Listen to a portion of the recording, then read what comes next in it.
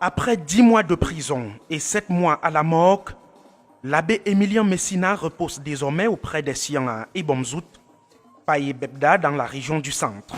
Donne à l'abbé Émilien de reposer en paix dans ce tombeau jusqu'au jour où tu le réveilleras pour qu'il voie de ses yeux dans la clarté de ta face la lumière sans déclin. La fin de 17 mois de combat avec la hiérarchie de l'archidiocèse de Bétois qui revendiquait le corps au détriment de la dernière volonté du prêtre, abandonné pour une affaire de viol et de transmission du VIH-Sida à une jeune fille, ce qui n'a jamais été prouvé. Après son incarcération, l'abbé Émilien s'est fait examiner par le médecin de la prison et le résultat de cet examen s'était avéré négatif. En français simple, l'abbé Émilien n'a jamais eu le VIH-Sida. Comment tu peux contaminer ce que toi-même tu n'en as pas?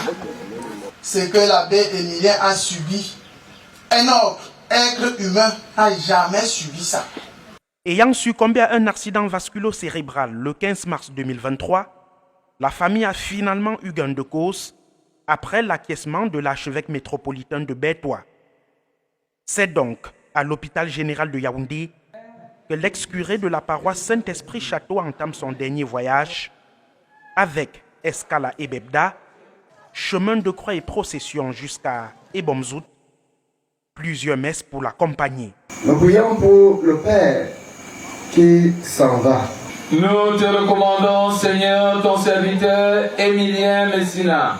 Ses proches gardent de lui l'image d'un héros qui a imprimé ses marques en 18 ans de sacerdoce. Il parcourait les kilomètres, surtout à mi-temps. Sur les rails, on était à deux. À pied, pour aller célébrer les messes, où la caisse donnait 150 francs.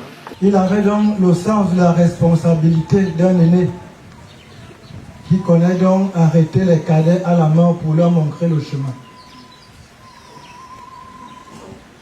Je lui dis vivement merci. Émilien reste pour nous un modèle. L'inhumation du prêtre de 48 ans, le 30 septembre 2023, marquée de douleur mais davantage de reconnaissance, vient tourner la page d'un an et demi de conflit suite au refus de céder aux propositions ésotériques de sa hiérarchie. Autre fait marquant pendant les obsèques, l'absence de l'abbé Mamet Aïssi, frère cadet du défunt et prêtre de l'archidiocèse de Bétois, menacé de mort pour avoir fait enterrer son frère dans son village natal. L'archidiocèse de Bétois est secoué depuis quelque temps par de nombreux événements malheureux. L'incarcération et la mort d'Émilien Messina, la fuite de l'ancien chancelier suite aux mêmes propositions ésotériques et la disparition d'un autre prêtre dont le peuple de Dieu de Bétois est sans nouvelles depuis plusieurs mois.